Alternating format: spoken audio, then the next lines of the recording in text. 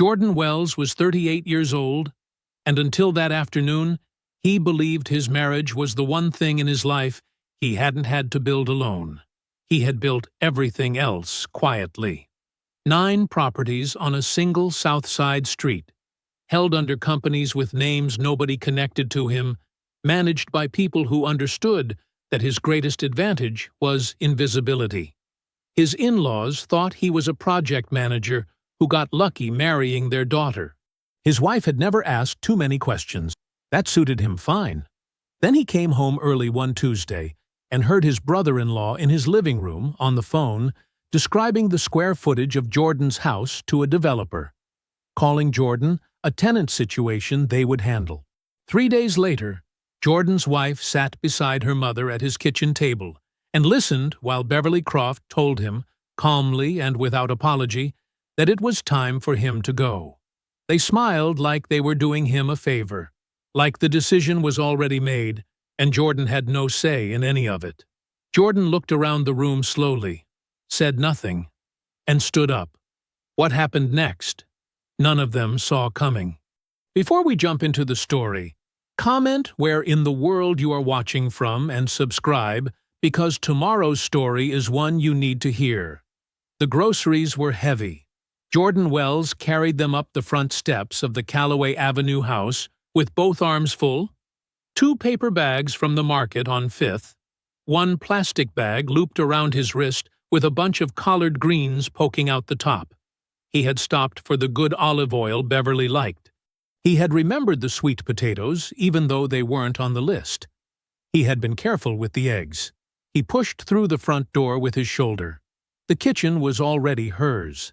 Beverly Croft moved through the space the way a general moves through occupied territory, with complete ownership, no hesitation, no acknowledgement that anyone else had ever cooked there. She had rearranged the counter before Jordan even set the bags down. Her apron was already tied. The smell of browning onions had already settled into every corner of the room. "You got the right cream?" she said, not turning around. "Yes, ma'am." Jordan set the bags down on the island. "Heavy cream. 2 pints. Good." She finally looked over her shoulder, gave him a short nod that meant you may leave now. Jordan unloaded the bags without being asked. By the time everyone sat down, the table looked the way Beverly wanted it to look. The serving dishes were full. The lighting was warm. Diane sat across from her mother, and Preston sat at the far end with the loose, wide posture of a man who believed every room was his living room. "So, Jordan." Preston reached for the bread before the blessing. "How's the construction life? You guys pour any concrete this week?" Jordan passed the bread basket back to him. "Project management, actually. But yeah, solid week." Right. Preston tore off a piece. "Project management." He said it the way you say, "A kid's drawing is interesting." "That's like, you keep the schedule?" "Something like that." Preston looked at Diane with a little smile. Diane looked at her plate. She reached for her glass. She didn't say anything. Jordan watched her not say anything. He took a sip of water.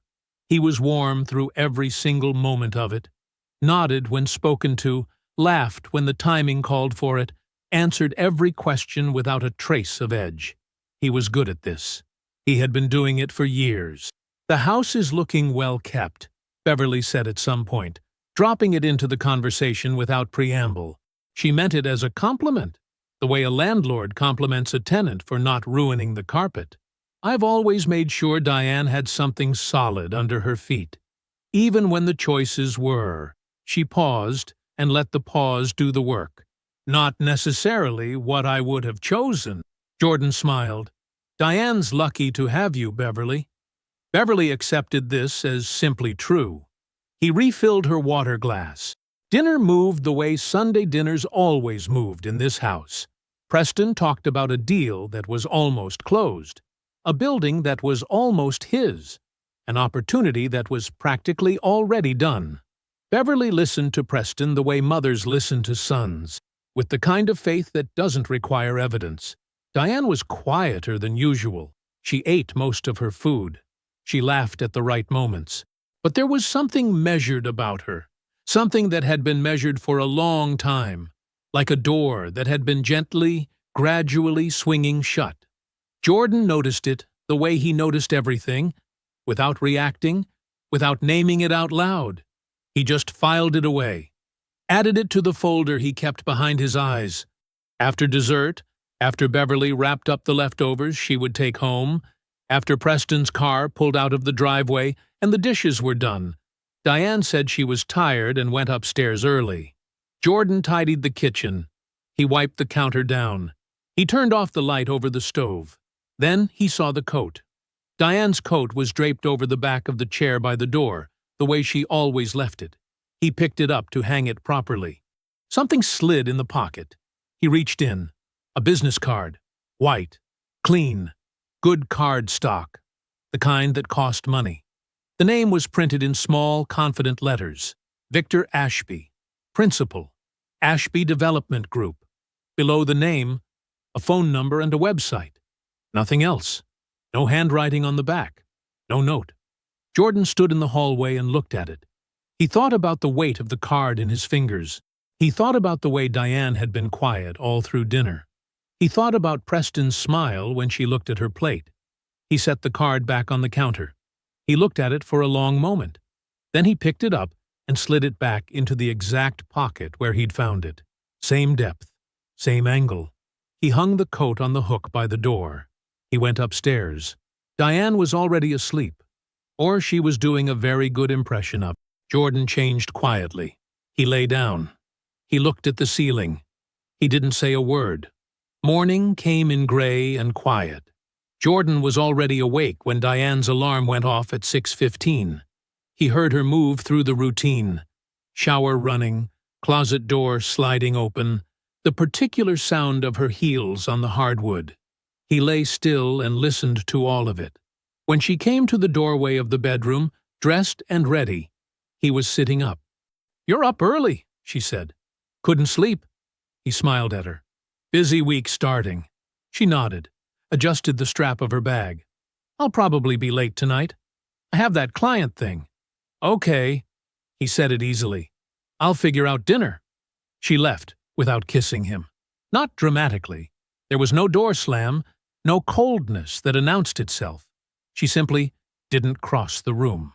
She waved once from the doorway, and her heels clicked down the stairs, and then the front door closed behind her. Jordan sat in the quiet for a moment. Then he got up. He found the coat where he'd hung it the night before. He reached into the pocket and pulled the card out again. Careful. 2 fingers, like it was something fragile. In the gray morning light, the printing was even cleaner than he remembered. Victor Ashby, Principal. Ashby Development Group. He took a photo with his phone, front of the card. Then he turned it over, photographed the blank back, and returned it to the coat pocket. Same depth, same angle. He straightened the coat on the hook. Then he sat at the kitchen table with his coffee and opened his laptop. Victor Ashby was not hard to find. He had a clean website, the kind that said boutique without saying it, all white space and architectural photography and language about transformative community investment. He had a LinkedIn with 300 connections and the kind of profile that listed accomplishments in the passive voice, like the deals had simply happened near him. He had been quoted in 2 trade publications in the last 18 months, both times in articles about opportunity zones and Southside redevelopment. Both articles mentioned Callaway Avenue by name. Jordan read every word. He did not rush. He finished his coffee. He read it again. Then he picked up his phone and called Andre. Andre answered on the second ring, the way he always did, like he had been expecting the call, which he usually had. "You're up early," Andre said. Diane left a business card in her coat pocket. Jordan kept his voice level. "Victor Ashby, Ashby Development Group." A short pause. "Ashby. Yeah, I know that name. He's been moving on Southside properties. What's the context?" "That's what I'd like to know." Jordan looked out the kitchen window at the quiet street. "I'm not saying anything yet about what it means, but he's active on Callaway. He was quoted in 2 pieces about this specific block. And his card is in my wife's coat. You think she knows him professionally? She's never mentioned him. Another pause, this one longer. Andre was thinking, which meant he was already working. I'll run a quiet search, Andre said. Ashby, his firm, any shell activity or acquisition filings in the Callaway corridor? Give me until tonight. Just a background search for now, Jordan said. I want to know what he's been touching. Understood. Andre's voice carried no drama. That was one of the things Jordan had always valued about him. He didn't perform concern, he just responded to it. I'll call you when I have something. Jordan said thank you, and ended the call. That afternoon he drove to Callaway. He had a standing check-in with Claudette every other week. Had for years. Today wasn't the scheduled day, but he texted her that morning and she replied within 4 minutes. Here till 5. Come by. Claudette ran her operation out of the second floor of one of the mixed-use buildings mid-block. Her office was small and precise, every file in its place. A whiteboard on the wall covered in property codes and maintenance schedules. She had a cup of tea going when Jordan came in and did not offer him one, which was how he knew she was busy. Walk me through anything new on the block, he said, taking the chair across from her desk. Claudette pulled up her screen. Unit 4B has a slow drain. I've got a plumber scheduled for Thursday. The retail space at 114 renewed. They signed a 2-year. Parking structure had a light out. That's fixed, she scrolled. And there were some inquiries. Jordan kept his face easy. What kind of inquiries? Informal ones. Email, mostly. Asking about availability, not on individual units, but on whole properties. A couple of addresses on the block. She turned the screen slightly toward him. 3 separate emails from the same domain. Ashby Development Group. Jordan looked at the emails on her screen without touching anything. Did they identify a specific interest? He asked. General acquisition interest. Nothing formal. They asked about 112, 118. She paused. And the house. Jordan nodded slowly. He did not change his expression. When did these come in? Oldest one is about 4 months back, Claudette said. Most recent was 6 weeks ago. Okay. He stood. Hold on to those. Don't respond if more come in. Already wasn't, she said. He drove home slowly. The streets of Callaway slid past his windows, the coffee shop, the salon, the parking structure, the house, and he saw all of it differently now. Not because anything had changed. Everything was exactly as it had always been. Every building still belonged to him, quietly and completely, the way it had for years. But someone had been asking about it, and that someone's card had been in his wife's pocket. Jordan turned the corner onto the block and parked. He sat in the car with the engine off, and the street quiet around him. He did not reach for his phone. He did not call Andre back. He did not go inside yet. He looked at the house. He had been watching his whole life. He was good at it. He would watch a little longer. The water main broke 2 blocks over on a Thursday. Jordan got the call just after noon. One of Claudette's maintenance contacts flagging a pressure issue that was already starting to affect the building at 114. He wrapped up early, left the office, and drove toward Callaway.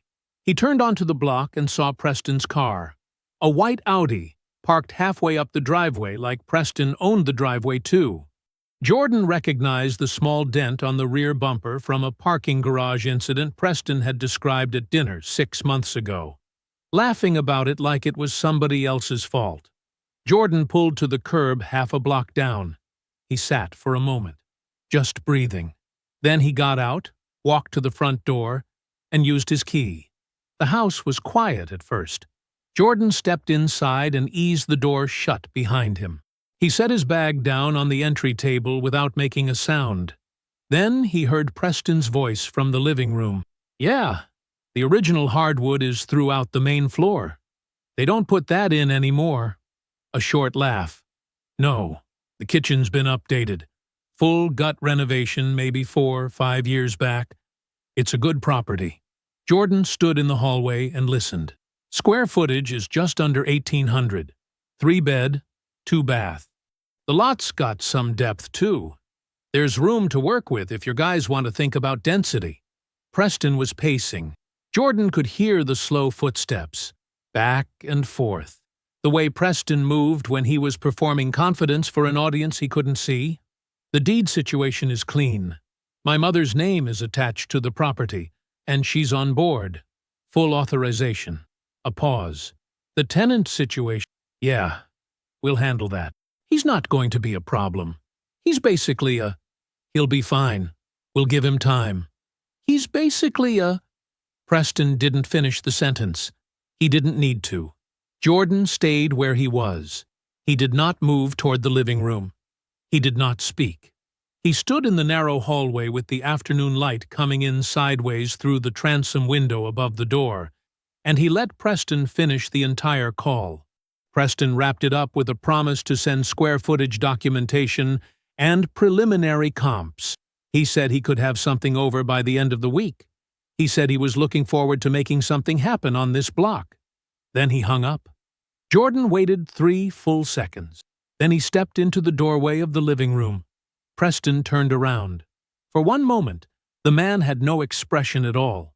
Then the machinery kicked in. The easy smile, the relaxed shoulders, the hands that came up in a casual, nothing-to-see-here gesture. "Jay, didn't hear you come in, man."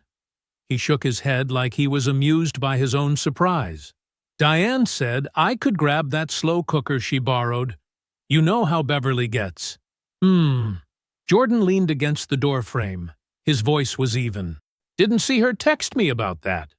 Probably forgot. Preston was already moving toward the kitchen, comfortable as a man in a house that he believed would shortly be his family's concern. "You need anything while I'm here? You good?" "I'm good," Jordan said. Preston found the slow cooker in the cabinet beneath the island. He tucked it under his arm and said something about seeing Jordan at the next Sunday dinner, made a joke about the water main issue Jordan hadn't mentioned out loud, which meant Diane had told him Jordan was coming home early, which meant some version of this visit had been planned. And then he was gone. The front door closed. Jordan stood in the kitchen. He looked at the cabinet Preston had opened, at the clean counter, at the afternoon light on the hardwood floor that Preston had just described to a developer like a line item on a sales sheet. He pulled out a chair and sat down at the table. Then he called Andre. "I need you to pull the full ownership records on Callaway Avenue," Jordan said. "Every property, all 9. "I know what you own," Andre said. "I know you do. I need to know what my wife thinks she's inheriting." Andre was quiet for a moment. "Give me an hour." It took 40 minutes. Jordan opened the email at the kitchen table and laid out the records. LLC registrations, title documents, transfer histories. He had created all of it. He had signed every document, structured every holding company, made every quiet decision over the better part of a decade. Looking at it now was not a discovery. It was a reminder. But then Andre's second email arrived. Cross-referencing property inquiry history with the LOI I found filed through Ashby Development. Diane's name is on it. Read the attachment. Jordan opened the attachment. It was a letter of intent, 2 pages, prepared on Ashby Development Group letterhead. The language affirmed that the property at the Callaway address was understood to be held under the Croft Family Trust, and authorized Ashby Development Group to begin preliminary sale negotiations on the family's behalf. At the bottom of the second page was a signature line, Diane Marie Wells, dated 4 months ago. Jordan looked at her signature for a long time. He knew her handwriting. The slight backward lean of the D, the way she looped the E at the end of her name. He had seen that handwriting on birthday cards and grocery lists, and the occasional note left on the counter when she got home before him. He knew it completely. He closed the laptop. The kitchen was very quiet. Outside, the afternoon was starting to go gray, the light flattening out the way it did before rain. Jordan sat with his hands flat on the table and did not move for almost 2 minutes. Then he picked up his phone and called Claudette. "Pull all active lease agreements on Callaway," he said. "Every single one. And I need you to find out who the Croft family's real estate attorney is." Claudette didn't ask why. She said, "You want me to start the clock?" Jordan said, "Start the clock." Diane came home just after 7. Jordan was in the kitchen when he heard her key in the lock. He was making rice. Simple enough. Just something to do with his hands while he waited for the day to finish. He heard her set her bag down in the entryway, heard the soft click of her heels on the hardwood as she moved toward the kitchen. "Hey." She leaned against the doorframe. She looked tired. Or something close to tired. The kind of expression a person wears when they are carrying something they have not yet decided how to put down. "Hey," Jordan said. He kept his eyes on the pot. She poured herself a glass of water and stood at the counter. She talked for a few minutes about her day, something about a difficult client, something about traffic on the expressway. Jordan listened and responded in the right places and stirred the rice. Then she said, "My mom wants to do a family thing this weekend. At the house." Jordan turned the burner down. "Yeah? Just dinner. You know how she is." Diane set her glass down. "Saturday afternoon." "Sure," Jordan said. "That works." She looked at him for just a moment, almost like she was searching for something in his face. Whatever she was looking for, she didn't find it. Or maybe she found nothing, which was the same thing. "Okay," she said. "Good." She went upstairs to change. Jordan stood at the stove and looked at the steam rising from the pot. Saturday came gray and cold. The kind of November afternoon where the sky sits low and flat, and the light never really arrives. Jordan dressed the same way he dressed for every Sunday dinner. Clean, simple, unremarkable. He drove to the house. He arrived on time. Beverly was already there. So was Preston. The dining room table had been set, but not for eating. The good dishes were out, but the food was secondary. Something from a catering tray Beverly had arranged on the sideboard. The table itself had been cleared to make room for the meeting. It felt like a boardroom dressed up to look like a family dinner. The effort was visible. Beverly sat at the head of the table. Preston sat to her left with a manila folder in front of him, his hands resting on top of it, the way a man rests his hands on something he wants you to notice. Diane sat beside her mother. Jordan sat across from them and folded his hands on the table. Beverly began. She spoke slowly and with great care, the way someone speaks when they have rehearsed. She said she had always respected Jordan. She said she had always believed he was a decent man. She said that a mother's job, her whole job, her entire purpose, was to make sure her daughter had the life she deserved. And she had watched for 6 years, quietly, out of love for both of them, as Jordan held Diane in a life that was smaller than what Diane was meant for. "Some people are built for certain things," Beverly said. Her voice was warm, almost kind. "And some people are built for others. There's no shame in that." She said the house would be transitioning back to the family. She said she was giving Jordan until the end of the month to find other arrangements, out of respect, out of generosity, because she had always liked him fine. Then she nodded at Preston. Preston slid the folder across the table. Jordan looked at it without touching it for a moment. Then he opened it. Inside was a single sheet with a number printed at the top and a check paper clipped to the corner. $8,000. The memo line read, "Transition Assistance." Jordan looked at the check. He looked at Diane. She was studying the table in front of her, her hands in her lap. She did not look up. He looked back at the check. $8,000 for his inconvenience. He picked it up.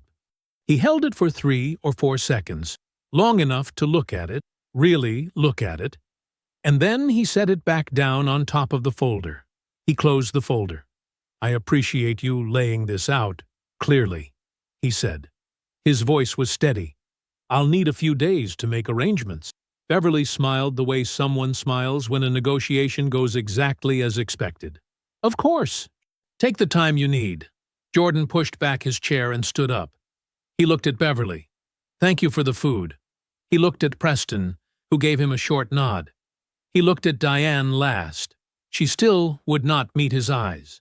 He walked to the front door, picked up his jacket from the hook in the entryway, and stepped outside. He sat in his car for a moment. The heat was off. He could see his own breath. The check was still on the table inside. He had not taken it. He started the car and drove to Andre's office. Andre was already there when Jordan walked in. Desk lamp on, jacket off, a yellow legal pad in front of him. Jordan sat down across from him. We moved to Phase 1 tonight. Jordan was up before sunrise. He did not make breakfast. He did not linger. He moved through the house the way he moved through most things, quietly, with a clear sense of what mattered and what didn't. He started in the bedroom.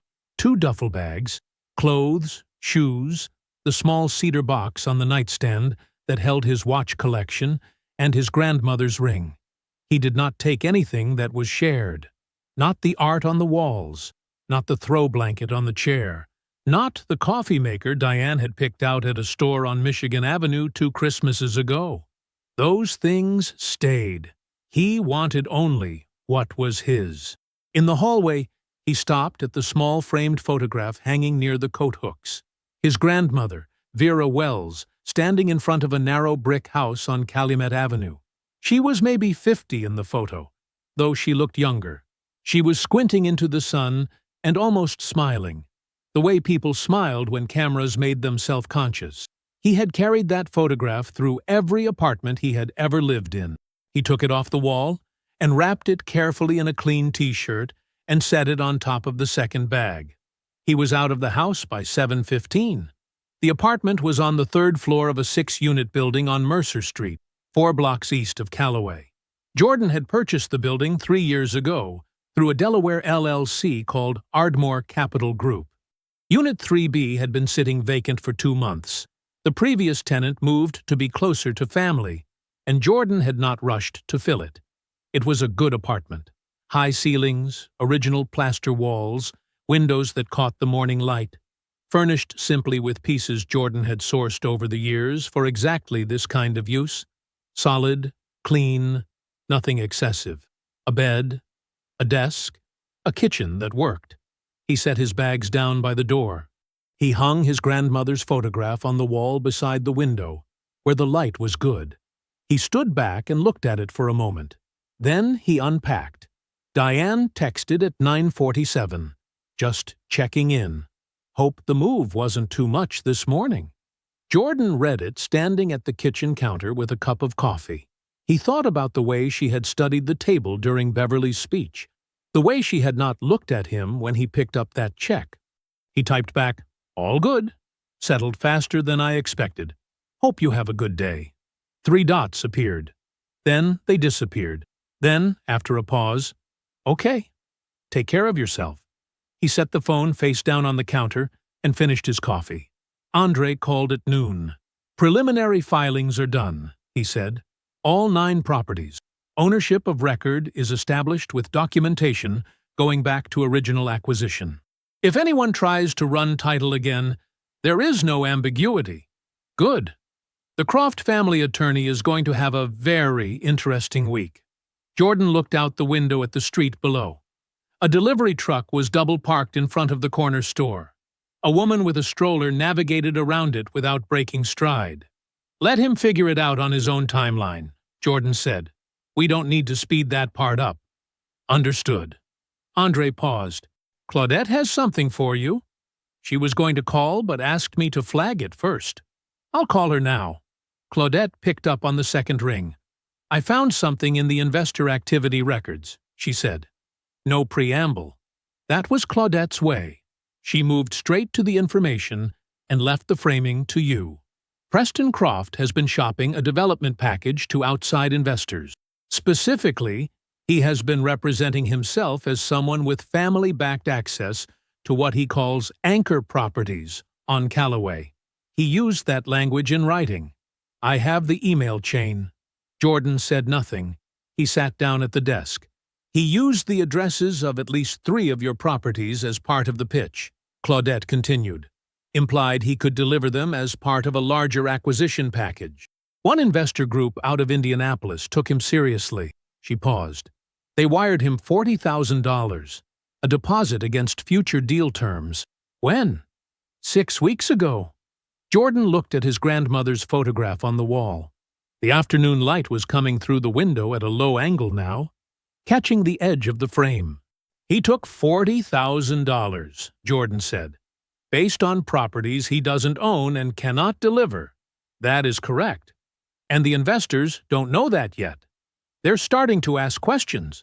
The title search Preston commissioned came back wrong, or right, depending on how you look at it. His people are getting nervous. Send me everything you have, Jordan said. The emails, the wire records, the title search results, all of it, already in your inbox. He spent the rest of the afternoon reading through it.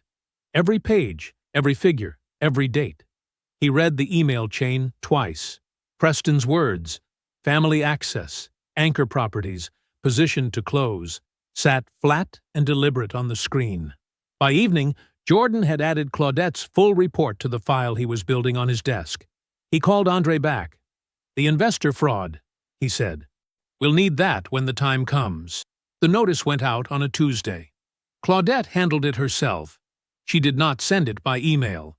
She sent it by certified mail, return receipt requested, on Wellspring Holdings letterhead. Clean, formal, and completely without warmth. It arrived at the Calloway house on Thursday morning. Beverly called Diane at 11:04 a.m. Jordan knew the approximate time because Diane called him at 11:22, and he could still hear the shape of Beverly's panic underneath Diane's carefully managed calm. My mother got some kind of letter, Diane said, about the house, something about a lease agreement and an ownership review. She's very upset. A letter from who? Jordan asked. He was at his desk. He moved nothing. He did not change his voice. Some company. Wellspring Holdings. Have you ever heard of that name? Doesn't ring a bell, he said. What did the letter say exactly? Diane read it to him. He listened as if hearing it for the first time. That sounds like a legal matter, he said when she finished. Your mother should have her attorney look at it. Probably just needs someone to sort out the paperwork. A pause. You really think that's all it is? I think attorneys exist for exactly these situations, Jordan said pleasantly. Tell her not to worry until there's something to worry about. After he hung up, he leaned back in his chair and looked at the ceiling for a moment. Then he went back to work. Beverly's attorney called her back the following afternoon. Jordan did not witness that call. But Andre had a contact at the firm. Not inside information, just the ordinary professional awareness of people who moved in the same legal circles. And the readback reached Andre within 48 hours. The attorney had told Beverly, as carefully as a person could tell another person something this destabilizing, that there was no error in the Wellspring notice, that the property at her Calloway address was owned by a Delaware LLC called Wellspring Holdings, that it had been owned by Wellspring Holdings for 7 years, that Beverly's name did not appear on any deed, any title transfer, or any legal instrument connected to the property, that she had been an informal occupant, that she had no legal claim. Beverly, according to Andre's contact, had gone very quiet. Then she had asked the attorney what she should do. The attorney had told her she needed to either negotiate a formal lease with the property owner or begin planning to vacate within 30 days, per the notice. Beverly had thanked him and ended the call. Preston spent 3 days trying to find out who owned Wellspring Holdings. He started with a simple online search. Nothing useful. Then he paid a record service to pull the LLC registration documents from Delaware. What came back was the name of a registered agent, a corporate services firm in Wilmington that managed filings for thousands of entities. No individual name attached. No address beyond the agent's. no trail. He called the registered agent directly. They were polite and completely unhelpful, because that was their function. He tried a different angle, a contact he knew in local real estate circles who sometimes had information about who was behind which LLCs in the South Side market. That contact had never heard of Wellspring Holdings. Neither had the two other people Preston called after him. He found nothing. He told Beverly he was working on it. Diane chose a restaurant in the West Loop. Quiet place. Good light. The kind of spot that said, "I want this to feel civilized." She was already seated when Jordan arrived. She looked composed. She had dressed carefully. She smiled when she saw him, a smile that carried more effort than ease. They ordered. They made small talk about the neighborhood, about a restaurant they both remembered liking that had apparently closed. It was the conversation of two people who had decided in advance to be reasonable. Then Diane set down her fork and said, "I want to apologize for how things happened." Jordan looked at her. "The way my mother handled it, that wasn't how I would have done it." She paused. "But I do think she was right that we've been going in different directions for a while. I think we want different things." Jordan let her finish. He nodded slowly. "What do you think you're about to have, Diane?" he said. She blinked. "What do you mean? You said you want different things. I'm asking what you think your things are. What does the life look like?" She straightened slightly. "I'll be fine, Jordan. That's what I'm telling you. I'm going to be fine." He looked at her for a moment, her hands around her water glass, the careful set of her shoulders. "I know you will," he said. He smiled when he said it. It was a real smile, and it meant something she was not yet equipped to understand. He was back at his apartment by 2:30. He hung up his jacket. He stood at the window for a moment, watching the street below. Then he sat at his desk and called Andre. "What did you find on Victor Ashby?" Andre did not lead with softness. That was not his way. "Pull up your email," he said. "I just sent you a folder." Jordan opened his laptop. The folder was already there, organized the way Andre organized everything, which meant a person could find anything in it inside of 10 seconds. 4 subfolders, clearly labeled. Jordan clicked the first one. "The bank account was opened 18 months ago," Andre said. "Chase, her name only. The address on file is her sister's place in Hyde Park." Jordan looked at the opening documents. Diane's signature, her handwriting on the application, neat and familiar. And the deposits? Regular. First of the month, like clockwork. Amounts between $4,000 and $8,000. Victor Ashby's personal LLC is the source, a company called AVX Consulting Group. She's listed as an independent contractor. Jordan said nothing. "Jordan, those are not consulting fees." "I know what they are," Jordan said quietly. He clicked the second subfolder. Transaction history, printed clean, each row dated. He scanned down the column of numbers. 18 months. Not once had the deposit stopped.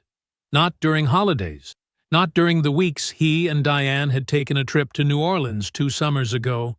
The last trip they had taken together that had felt like something real. He checked the date on the statement from that month. The deposit had come through on a Thursday. They had been on the riverboat tour. He moved to the third subfolder without saying anything. "Calendar cross-reference," Andre said. "I pulled her scheduling data through the civil matter.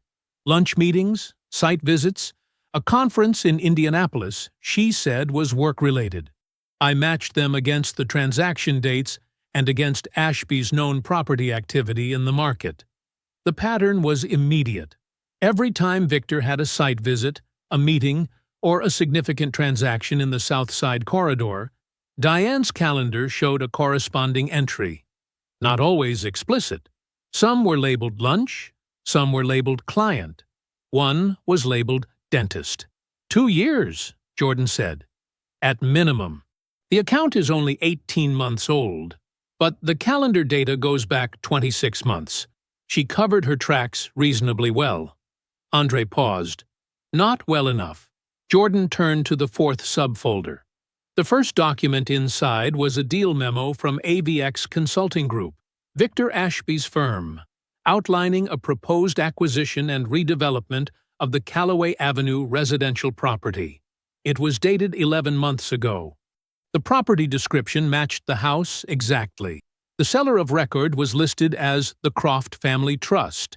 The memo referenced a point of contact who had provided interior access and property details to support the acquisition analysis. The point of contact was listed as D. Wells. Jordan read that line twice.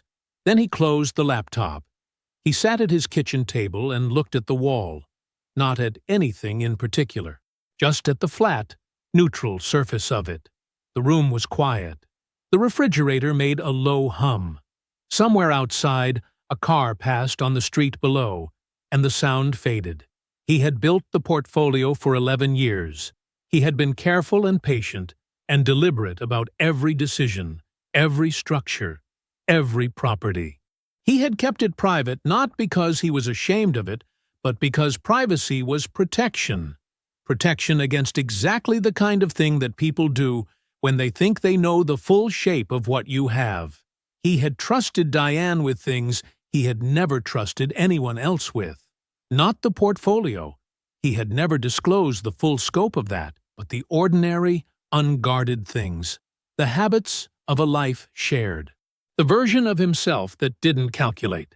She had taken that access and drawn a map with it. He sat for several minutes. Then he stood up, went to the kitchen, and made coffee.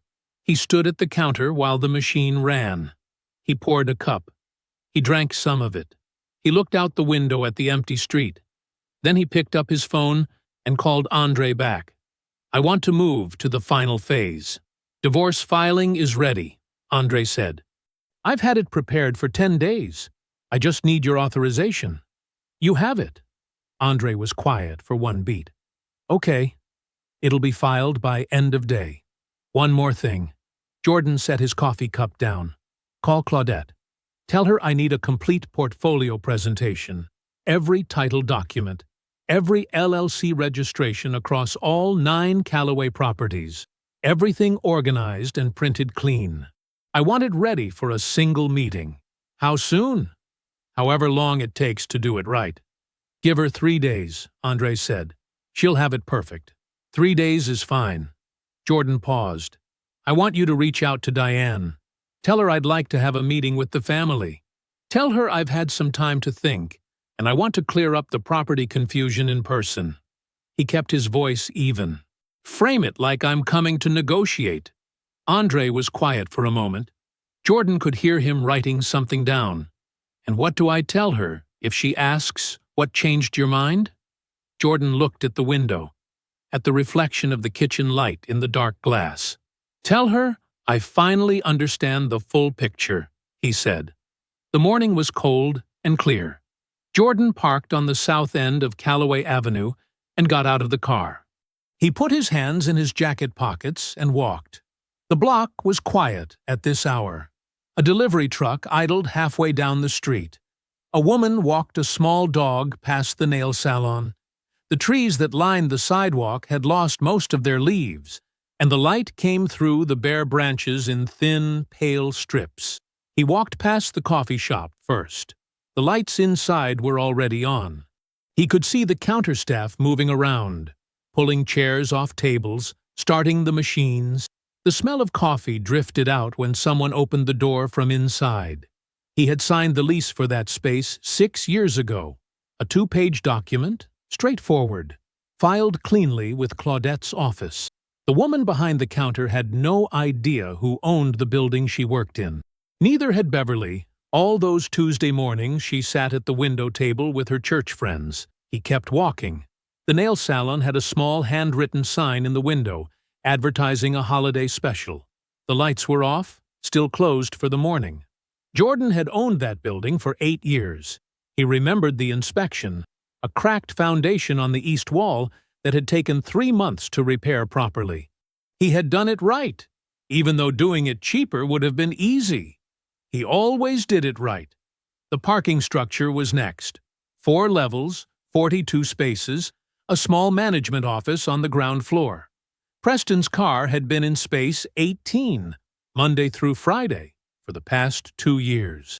Preston had never once wondered who owned the structure, had never thought to ask.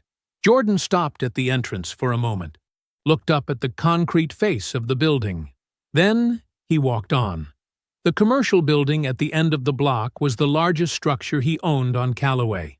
Ground floor hosted 3 tenants, a small insurance office, a tax preparation firm, and the room Beverly's church auxiliary rented every Thursday. Upper floors were storage and administrative space, currently underutilized. Jordan had plans for it, had always had plans for it. He stopped on the sidewalk in front of the building and looked at it. He thought about his grandmother, her house, 3 miles from here. The day they came and the paper said the house wasn't hers, and nobody in the room disputed it because the paper was the only thing that mattered. And she hadn't owned the paper. He had been 17 years old. He had stood in that living room and understood something so clearly it had never left him. He looked at the building for another moment. Then he walked back to his car, picked up the folder from the passenger seat, and drove to the meeting. Claudette was already in the room when Jordan arrived. She had chosen a seat on the right side of the table, toward the end, with a leather portfolio in front of her and a pen placed neatly across the top of it.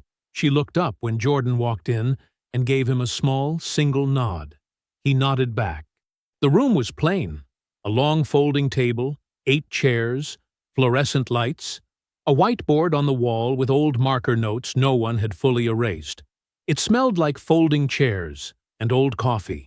Beverly's auxiliary group had decorated one corner with a small framed piece of scripture and a plastic plant. Beverly arrived 2 minutes later with Preston at her side. She stopped when she saw Claudette. "Who is this?" Beverly said. She was looking at Jordan, not at Claudette. "My property manager," Jordan said. "She handles the operational side of my real estate holding. I wanted her here for accuracy." Beverly's eyes moved to Claudette and then back to Jordan. Her expression said she did not appreciate the addition, and that she considered it a small power play from a man she still believed had no power to play with. "Fine," she said, and sat at the head of the table. Preston sat beside his mother. He was wearing a suit that was slightly too large across the shoulders, and he had the specific energy of a man who had not slept well. His eyes moved to the folder in front of Jordan, then away, then back. Diane came in last. She sat across from Jordan, 2 seats down from Beverly. She had dressed carefully, pressed blouse, hair done, the composed version of herself she put on when she wanted to feel in control of a room. She looked at Jordan with an expression that was almost warm, almost apologetic, almost something. He recognized the look. She was expecting him to open with a number. Jordan waited until everyone settled. Then he opened the folder. "I want to start by thanking everyone for coming," he said. His voice was calm, conversational. "I know there has been some confusion about the properties on Calloway Avenue, and I think the clearest way to resolve it is to just go through the documentation together." He pulled the first document from the folder and set it flat on the table. "The house on Calloway, the one where we lived, Beverly, and where you've been spending most of your time, is owned by Wellspring Holdings, LLC. He turned the title document so the table could read it. "This is the deed. Wellspring Holdings is wholly owned by J.R. Property Partners." He set a second page beside the first. "J.R. Property Partners is registered to me." Beverly's chin lifted. "Jordan, there is no error," he said. He wasn't unkind about it. He was simply certain. "I have owned that property for 7 years." He pulled the next document. "The building we're sitting in right now." He placed the title on the table. "Mine." He pulled another. "The coffee shop where you have your Tuesday mornings, Beverly." He set it down. "Mine." Another. "The parking structure where you park every day, Preston." He looked at Preston directly when he said it. Preston's jaw tightened. "Mine." Another. "The residential units above the nail salon." He placed the last of the title documents in a clean row across the table, each one labeled, each one clear. 9 properties, 12 on the block total. I own 9 of them. The room was silent. Preston's mouth opened. You're a project manager. You can't. I find that's a useful thing for people to believe, Jordan said. He wasn't smiling exactly, but there was something in his voice that was close to it. He let the silence hold for one full breath. Then he turned to Preston. The investor group that advanced you $40,000 based on your representations about access to anchor properties on this block, properties you implied you controlled, has already retained counsel. He set a single page in front of Preston. Claudette provided their attorneys with the documentation of your actual ownership position on Callaway, which is none. They'll be in touch. Preston's face went the color of dry concrete. Jordan turned to Diane. He looked at her for a moment without speaking. She had gone very still. I know about Victor, he said. I know about the account at the Hyde Park address. I know it's been 2 years. And I know that the deal memo from AVX Consulting Group lists you as the point of contact who provided interior access to the Callaway house for the acquisition analysis. He placed the financial records in front of her. The transaction history, the calendar cross-reference, the deal memo with her name on it. Diane looked at the documents. She did not pick them up. You weren't leaving a bad marriage, Jordan said. You were delivering an asset. He slid the last document across the table. Divorce papers. Filed. Diane's eyes moved to the document. She blinked once. Her throat moved. Jordan looked at Beverly last. Beverly was sitting very straight in her chair. Her hands were folded on the table. The authority she had carried into every room for 62 years was still in her posture, but something underneath it had shifted. Some quiet structural thing, like a wall that looks fine from the outside and is already failing inside. Jordan held her gaze. He closed the folder. I never needed to be known, he said. I built what I built, brought it into this family, and you looked at me and saw someone you could take from. He paused. That is the last mistake you will make at my expense. He stood. Claudette closed her leather portfolio, capped her pen, and rose from her chair without a word. Jordan picked up the folder. He walked to the door. Claudette followed, one step behind, unhurried. The door closed behind them. Beverly's attorney called at 8:47 in the morning. She was still in her robe. She had slept badly. The kind of bad sleep where you keep waking up hoping the thing you're dreading was a dream. And it never is. She answered on the second ring because Beverly Croft had always answered her phone quickly. It was a control thing. It meant you were ready. It meant nothing had gotten the jump on you. The attorney's name was Gerald Pruitt. She had used him for 20 years. He was careful and measured, and had never once delivered news that made her feel small. Until now. He told her the Wellspring Holdings notice was legally binding. He told her the ownership records were clean, 7 years of continuous, uncontested title. He told her that her occupancy of the Callaway house had no legal foundation, no deed in her name, no lease, no written agreement of any kind. She had been living in the property as an informal occupant, which in practical terms meant month to month at the owner's discretion, which meant she had essentially no rights the owner was obligated to honor. Gerald. Her voice was tight. There has to be something. Beverly. He paused. There isn't. The formal lease agreement, market rate, 30-day deadline to sign or vacate, had already been prepared by Claudette's office and was being mailed that morning. Gerald had already reviewed the rate. It was fair for the market. It was not something Beverly could afford. Not even close. She sat with the phone in her hand for a long time after Gerald said goodbye. The kitchen was quiet. The light coming through the window was the flat white light of early morning, and it landed on the counters, the cabinets, the table where she had sat every Sunday like a woman who owned something, because she had believed she did. She had told herself the story so many times. How she had secured this house for Diane. How she had always provided. How her children had never lacked for anything because of her. That it had become more real to her than any deed ever could have been. And Jordan had let her believe it. All 6 years. He had carried dishes and laughed at jokes and said, "Yes, ma'am," and never once corrected her. Because he didn't need to. He already owned the paper.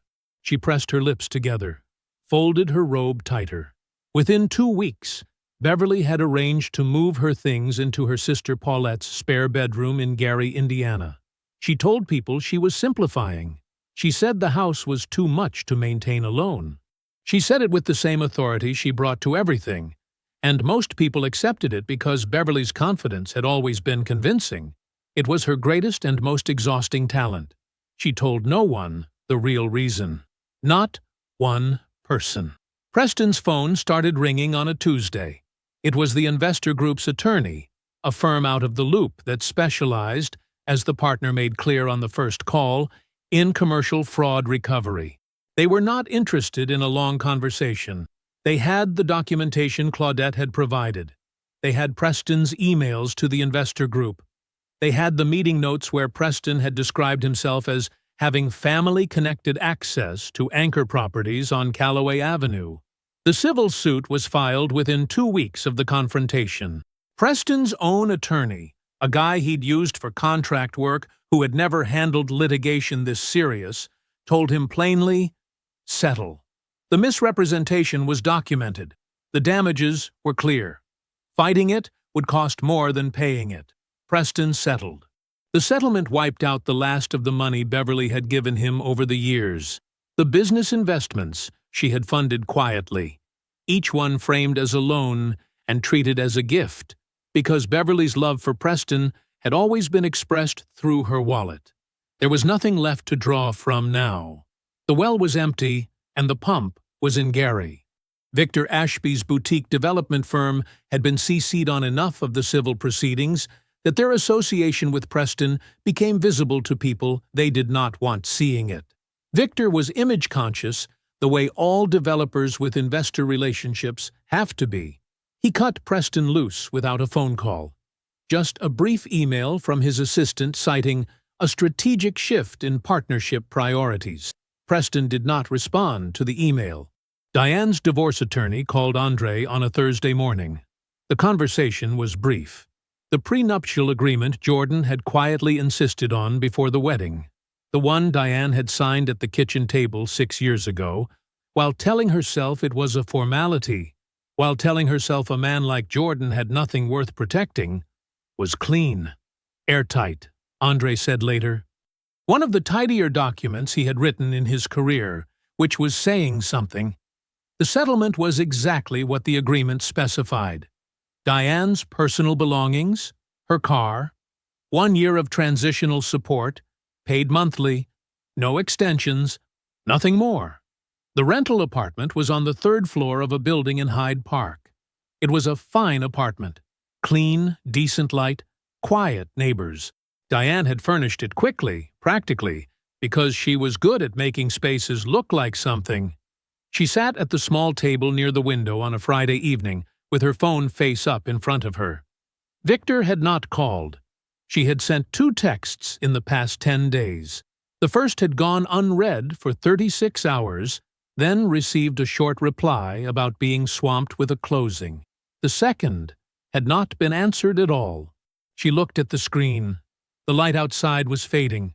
Her phone stayed quiet. The mornings came easy now. Jordan left the brownstone at 7, before the street noise picked up, when the air still had that clean early fall bite to it. 4 blocks. Same route, every time. He walked like a man who had nowhere urgent to be, and knew exactly where he was going. He turned onto Callaway just as the coffee shop was opening. He could smell it before he saw it. Dark roast and something sweet. Maybe cornbread, or the banana bread Renata sometimes put out on Friday mornings. She had been baking since before she had a kitchen worth baking in. 8 years running a catering operation out of a house 2 streets over, doing church repasts and family reunions and graduations, feeding people out of deep habit and deeper love. Jordan had watched her work for 3 of those years before he ever said a word to her about the storefront. He had waited until he was sure she was ready. He had waited until he was sure she wanted it. The sign above the door read, "Renata's," in clean black lettering. Simple. No flourishes. She had designed it herself on the second meeting, slid the sketch across the table, and looked at him like she was daring him to suggest something different. He hadn't. He just said, "That's the one." Through the window he could see 6 tables occupied and a line of 4 people at the counter. A Tuesday morning. The place had been open for 11 months. He walked on. The commercial building in the middle of the block had its ground floor retail open now. A natural hair salon. A bookshop the size of a large closet that somehow always had exactly what you were looking for. And a framing shop run by a man named Douglas, who had lived on Calloway for 30 years and had strong opinions about matting. The upper floors were the artist studios, 16 units, below market. Applications reviewed through a lottery weighted toward neighborhood residents and working artists who had been priced out of spaces elsewhere in the city. The ribbon cutting had been 6 months ago. The community board chair had read Jordan's name from a printed acknowledgement card, and the small crowd had applauded, and Jordan had said, "Thank you," and left before the catered portion. Claudette had stayed. She told him afterward that people had asked about him, curious, and that she had said only that he was a private man who cared about the block. That was enough. That was more than enough. He passed the parking structure. He passed the nail salon building, the units above it fully occupied. He walked the length of Calloway the way he had walked it for years, noting what needed attention, what was holding, what was thriving, and did not think about the Crofts. He had not thought about them in a long time. Not with anger, not with satisfaction, not with much of anything. They had done what they had done, and the consequence had been accurate, and that was finished. He thought instead about the property on Morrow Street that Claudette had flagged last week. A 4-flat, aging but solid, in a part of the neighborhood that reminded him of what Calloway looked like a decade ago.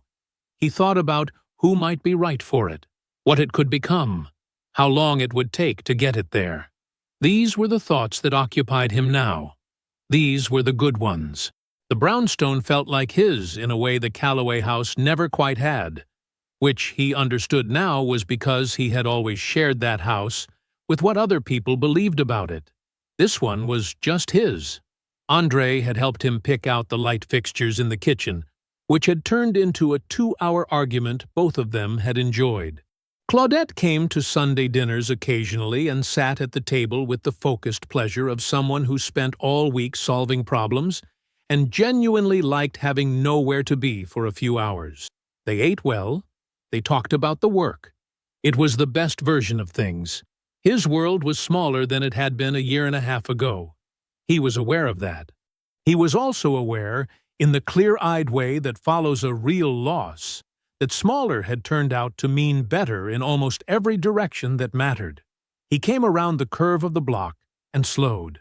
There was a moving truck idling in front of the Calloway house, the kind you rent yourself and drive carefully because you don't want to be responsible for the mirror. The back was open, and a man was carrying a lamp up the front walk, while a woman in scrubs directed him with one hand and held a box with the other. Young, early 30s maybe. She moved with the efficient confidence of someone used to being on her feet. Jordan stopped on the sidewalk. The man set the lamp down on the porch and turned back toward the truck. He noticed Jordan and gave the small nod that strangers on a block exchange when they're not sure yet whether they're neighbors. Jordan nodded back. "Moving in?" "Yeah." The man wiped his hands on his jeans and stepped down from the porch. "Just today and tomorrow, if my back holds out." He smiled. "I'm Marcus Hale. Jordan Wells." Something shifted in Marcus's expression. He looked at Jordan for a beat, then said, "Wait, Wells? Like Wellspring Holdings? That's right. Marcus blinked. You're the owner? Jordan reached out and shook his hand. Welcome to Callaway, he said. He walked on. Q, I hope you enjoyed that one. Be sure to like the video and subscribe so you don't miss the next story. I've picked out 2 more for you that I think you'll really like.